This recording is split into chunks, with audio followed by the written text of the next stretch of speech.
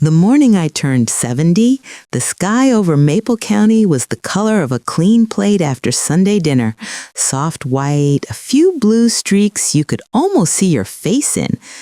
Evan called at 7:45, same as he always did when he needed me to watch the kids or sign something he didn't want to read.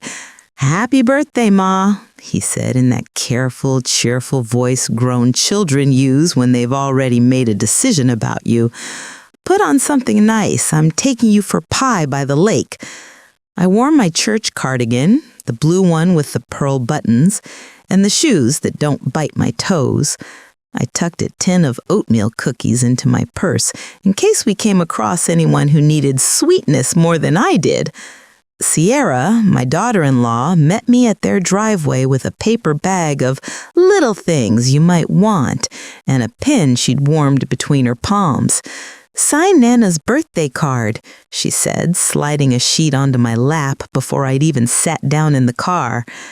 The paper was too heavy for a card. When I lifted the corner, I saw a faint gray seal stamped into it like an old bruise. Maple County Probate Court, before Evan laughed and slipped it away. "Ma, don't squint," he said, guiding me into the passenger seat and draping the seatbelt over me like a winter scarf. "We're running late." We took County 6 past the feed store that used to sell penny candy, past the little community garden where the tomatoes never ripened all at once, and past the diner where the waitress pats the coffee maker like it's alive. Evan turned when he should have gone straight. The road narrowed and the asphalt turned to gravel that sounded like rice thrown at a wedding under our tires. Soybean fields gave way to saplings and cattails, and then no lake, no pie, just a leaning farmhouse with a tin roof and a porch that sagged in the middle like a tired back. A metal mailbox leaned toward the ditch. Someone had stenciled 12 Hickory Trace on both sides so you could read it from either direction, which I liked. There's a practical kindness in that. Evan popped the trunk and set a small duffel at my feet. It was the bag I used to take to church retreats back when I could carry a hymn all the way to the rafters. I unzipped it. A flannel nightgown, a cardigan with one button missing, my pill sorter with Monday already cracked open, the book I keep by the bed to read one page of and fall asleep to. He had remembered my book. He looked relieved at that. "Happy birthday, Ma," he said. "It's a trial stay. Country air, peace and quiet. It'll be good to get your blood pressure down. We'll come by on Sunday after I get the oil changed." "Trial stay where?" I said, though the question must have sounded silly because the house was right there, squinting at me with two boarded-up window eyes. He glanced at his phone. "Elm Creek Retreat. It's just for a few days. You know how it gets at our place.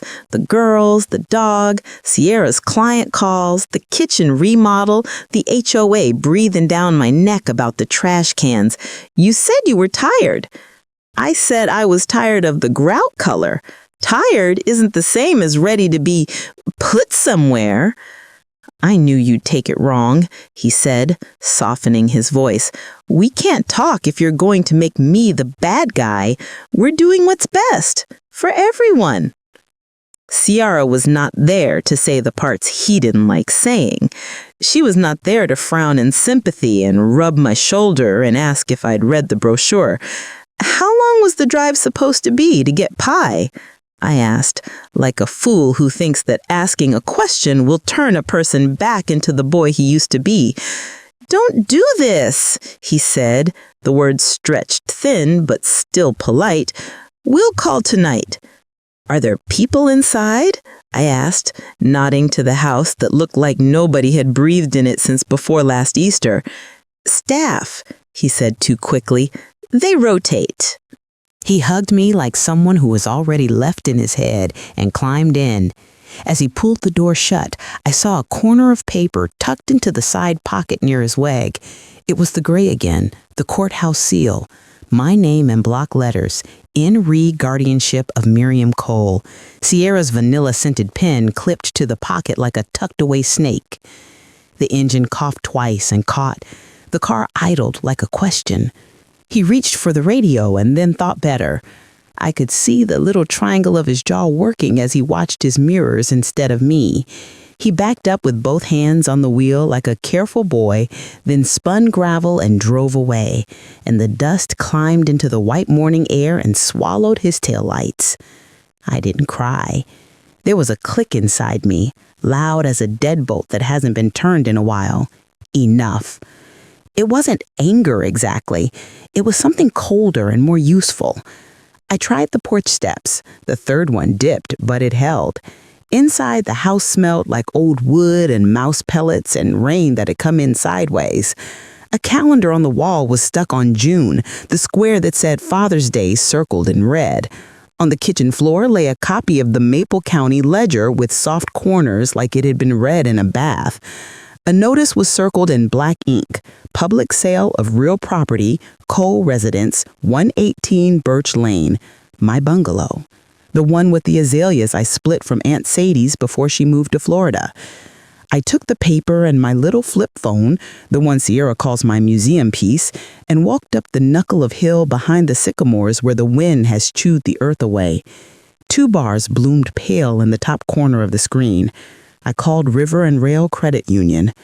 "Miss Cole," Mr. Nguyen said when I gave my name like people do who've counted your Christmas club money for 20 years.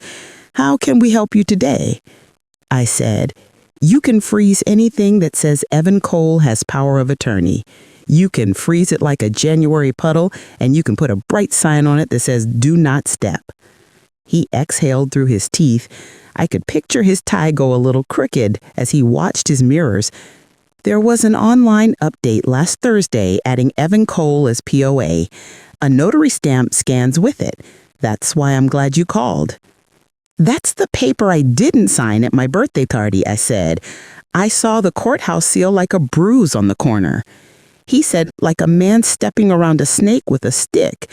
Is that acceptable?" I said, "That's a blessing." "Do it now, please." "It's done," he said. "Do you have transportation to the branch? I can meet you at the door." "I have my legs, and maybe a neighbor who remembers how to be one." "Call me when you're close. I'll make sure a chair's open." When I turned, there was a woman standing on the path as if the air had cut her out of itself. Tall, willow-thin, hair tucked under a ball cap, quilted vest zipped halfway because Ohio mornings can't commit to being warm. She carried a straw hat hooked in her elbow and a pair of pruning shears she probably never left home without. She stood the way people stand who own their name. "You look like you were talking to the Lord or a banker. Either way, I figured you could use a ride to Dottie's for a plate of eggs." She stuck out her hand. "Ellie Carter. I sit 2 doors down in the blue house that still has a porch swing because I like the swing on it." "Miriam," I said, "my son left me a trial stay for my birthday." "Ooh," she said, making a sound like the start of a hymn. "Well, trial stays take coffee. Come on." Dottie's diner was half full because the rush was over and the prayer warriors had already gone to the hospital to visit whoever needed visiting. There was a hand-lettered sign near the register that said, "Take what you need," little slips of paper with words like hope and patience and grace. Ellie poured half and half into my coffee like she'd been born doing it and set the sugar on my left, which is the side I always reach for. She listened without blinking while I told her about the birthday card that was not a card and the paper that smelled like vanilla and the seal that had no business anywhere near my life. "Maple County Probate," she repeated, mouth flattening. "Honey, I kept that office's clock running 28 years. I filed half those guardianships and refused to file the half that were foolish." She tapped the table twice with 2 fingers, like a judge calls for quiet without a gavel. "People try this mess all the time, slide papers under fever or grief or birthdays. It's wrong. We're going to the courthouse." We stopped at Willow Pharmacy so I could ask Mrs. Patel for printouts of my prescriptions. Sierra had been managing them for me, so I wouldn't worry. The list was what I knew it should be. Blood pressure, thyroid, a statin that keeps my numbers where Dr. Hughes grins about them. Nothing sedating, nothing new. That took one fear off the shelf. "We'll take the elevator at the courthouse because the left one jerks," Ellie said. "I know every inch of that place. I put the pot of coffee on when the snow fell and the bailiff's wife had a baby. I know which judge lines her pencils parallel to the blotter and which one chews on the end like a beaver. We will be respectful, but we will not be small." The courthouse smelled like lemon oil and paper. Ellie held the glass door like a tableau of how a person should be for another person. The deputy on duty nodded at her like he was embarrassed he'd ever scolded her for sneaking donuts into a meeting. We walked to the clerk counter, where the pens are chained like secrets, and asked for an emergency petition to revoke power of attorney and a request for temporary protective order based on suspected elder financial exploitation. Ellie filled in the case number with a flourish. I signed my name to what I meant, carefully, full letters, not the tired loop I sometimes use when I'm signing for a package and the driver is shivering. The staff attorney in Judge Sandoval's chambers had freckles and a way of listening that let you stop being scared long enough to be useful. She read my petition and Ellie's witness statement twice through and twice out loud to herself. "Can you be here at 9 a.m. tomorrow?" she asked. "I can be here at 8 with fresh lipstick," I said. "I have nowhere else I need to be but myself." On our way back, Ellie swung into River and Rail without asking. Mr. Nguyen met us at the door with that half bow men make when they want you to know they were raised right. He checked my ID like he was checking on me, which he was. He said, "Freeze confirmed." We also flagged e-bill changes and a pending title transfer to Evergreen Home Investors, LLC. That's the vulture company that buys houses with a smile. They put magnets on your mailbox like they're offering a favor. "Is the title transfer stopped?" I asked. "It's in a freezer. You'll need to sign 3 forms to keep it that way. I can print them now." I signed. There is satisfaction in a pen that does what you tell it to. Back at the farmhouse, Ellie set a thermos of chicken noodle on the counter, a jar of pickled beets, and a piece of chocolate pie in a Tupperware she said I didn't have to return. But I returned it anyway because order helps a person stand upright. "Lock the door," she said. "People get bold when panic sets in." The farmhouse had a bed with a quilt that had been washed to softness by somebody who didn't care if colors ran. I sat down and took my shoes off and put them side by side beneath the chair. Putting your shoes in order tells your body it will be allowed to go again. I thought about Evan at 7 in a paper crown from Burger King because he wouldn't take it off even to sleep. I thought about the morning he argued for an hour about the color of his socks, the day he kicked a hole in the screen and swore it was an accident, the summer he put all his allowance into my church's shoebox drive after seeing a boy on the flyer holding a soccer ball made of string. I thought about Sierra holding my hand in the hospital hallway the night Paul died, how she rubbed circles into my palm, how she had not let go until the helmets and whispering stopped. At 10:30, my phone rang with Evan's face bright and worried. "Ma, where are you? You can't just leave. This is dangerous. You could fall. Sierra and I are doing what's best. She's pregnant, stress is bad for her, and honestly for you. That place was just for a weekend so we could get the kitchen done and catch up without worrying. You knew this." I knew there was a paper with a courthouse seal in your car. "It's not what you think. I think it's a guardianship petition. It's temporary, like winter. I'll see you in court in the morning, 9 o'clock. You're making a mistake. Maybe. It'll be mine." The courtroom the next day had the quiet of a quilt over a chair. The county flag hung a little lower on one side like a tired ear. Judge Marla Sandoval looked like a woman who had washed her own dishes for a long time. Her hair was pulled back. Her reading glasses rolled low on her nose. You would want her to pinch your cheeks if you were a child, and you would put your elbows down if she asked you to without asking. Ellie sat on my left with her hands folded like prayer and readiness. On my right, Mr. Nguyen balanced a folder on his knee labeled Cole, Miriam in block letters that comforted me more than I expected. Evan wore the suit he wore at Christmas that Sierra said made him look like a state senator. Today the shoulders slumped a little.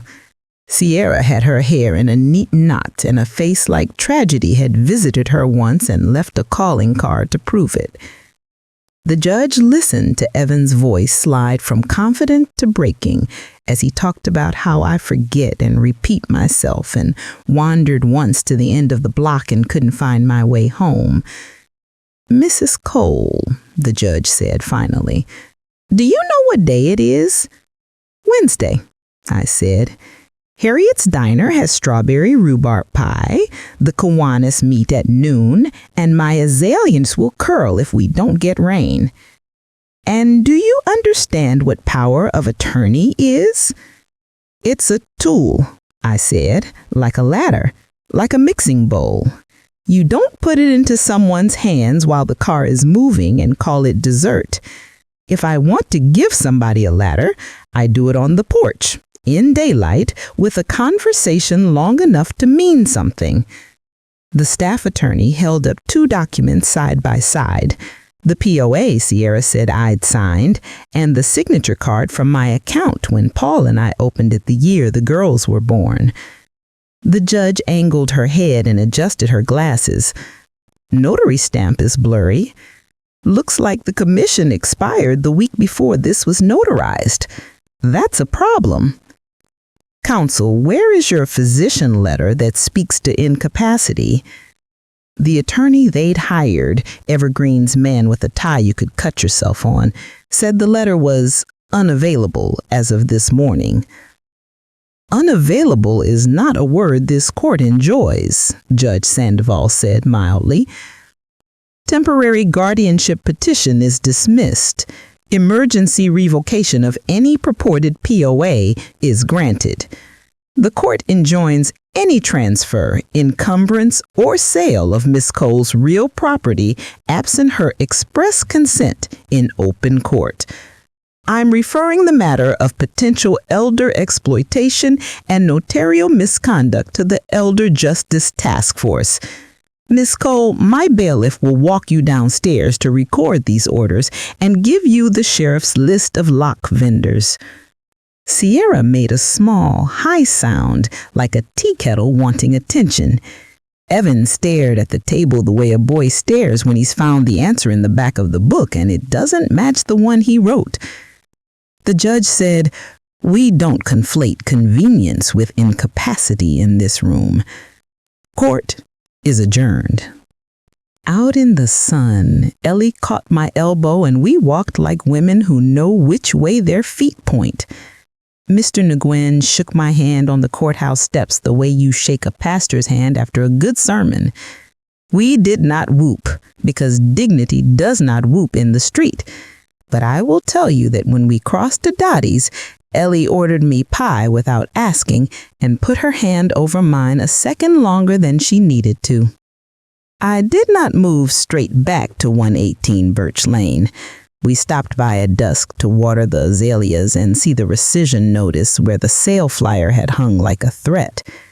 I put my key in the lock and turned it without going in, the way you put your hand on a child's head just long enough to bless it. I keep waiting to feel matter, like flames. Oh, you're mad. It's just standing up straight instead of flailing. The county did what counties do. Forms and calls and a visit from a woman with kind eyes who asked me to smile and count by sevens and tell me what month it is and who the president is and whether I can cook my own meals without burning the house down. I said yes, yes, yes, and only burned toast once when I walked away to get the mail. The district attorney's office mailed a letter on cream paper with my name spelled right. Elder exploitation case opened.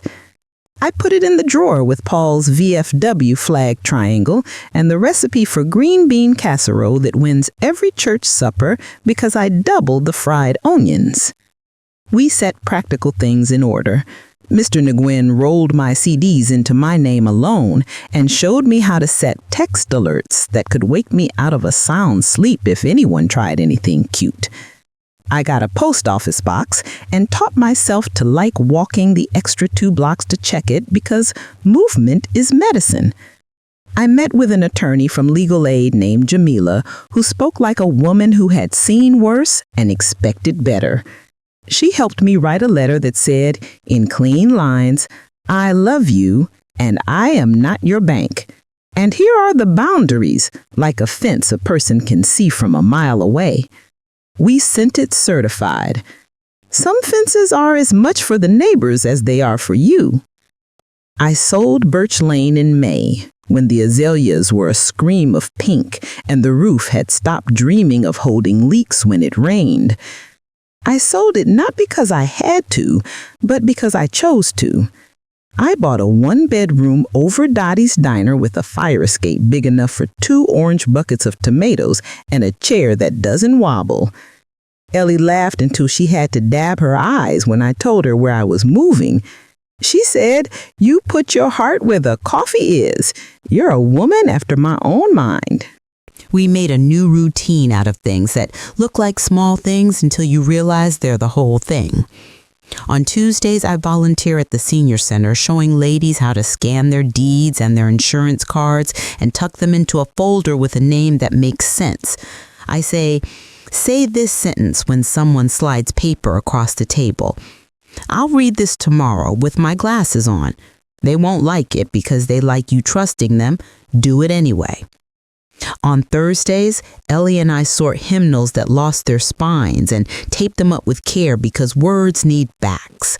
We sit on her porch swing when the air finally gives up being hot, and we wave at the folks walking dogs and the kids on scooters whose mothers call without looking up from their phones, and the retired sheriff who passes by at the same time every evening, the way people who have seen too much set their clocks by something gentle.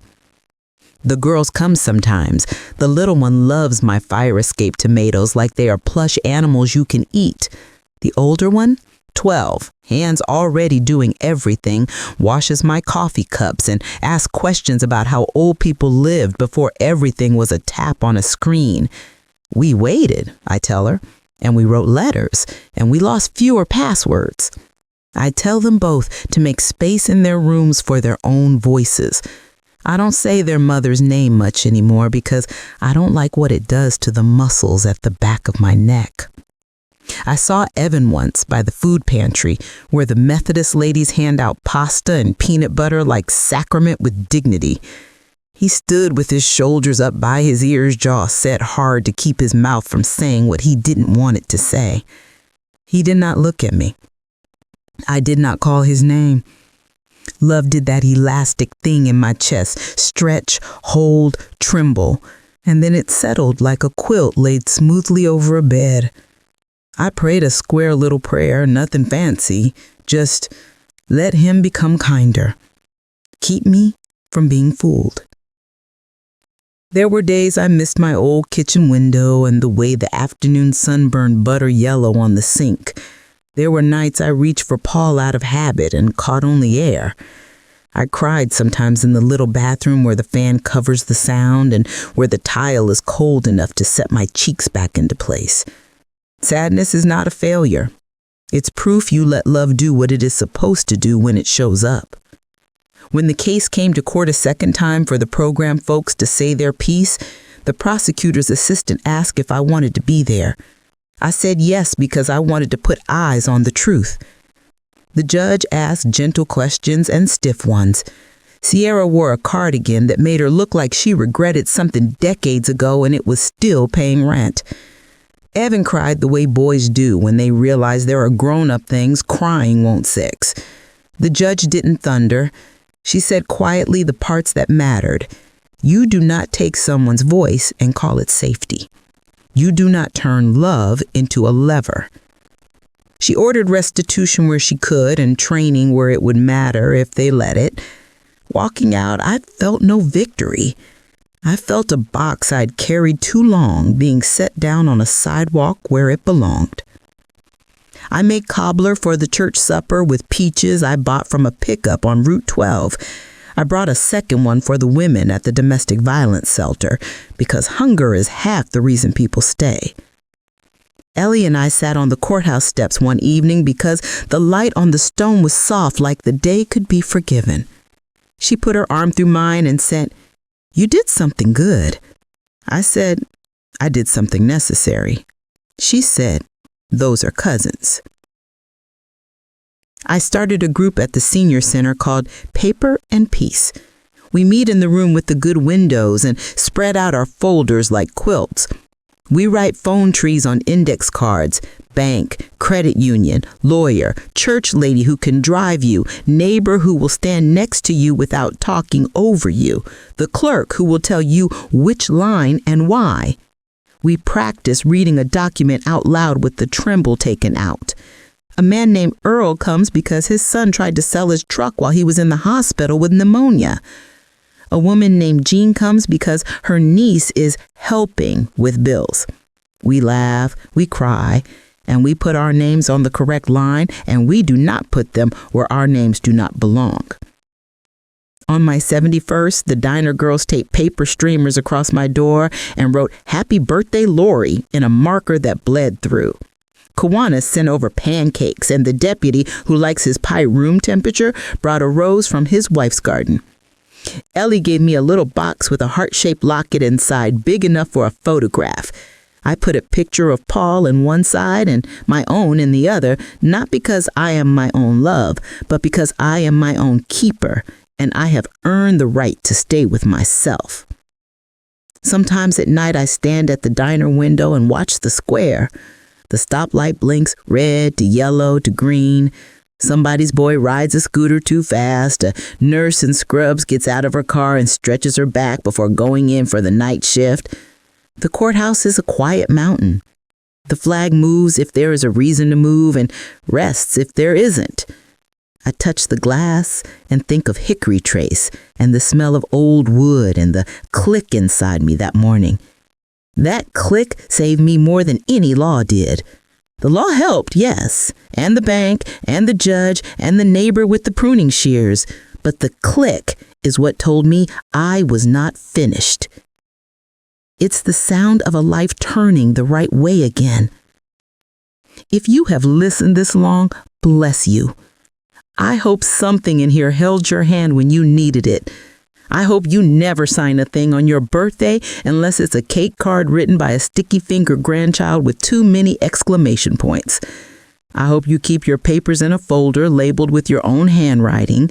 I hope you have a neighbor with pruning shears and a bank manager who recognizes your name and a judge who understands the difference between being inconvenient and being incapable. And if you do not, I hope you become that neighbor for someone else.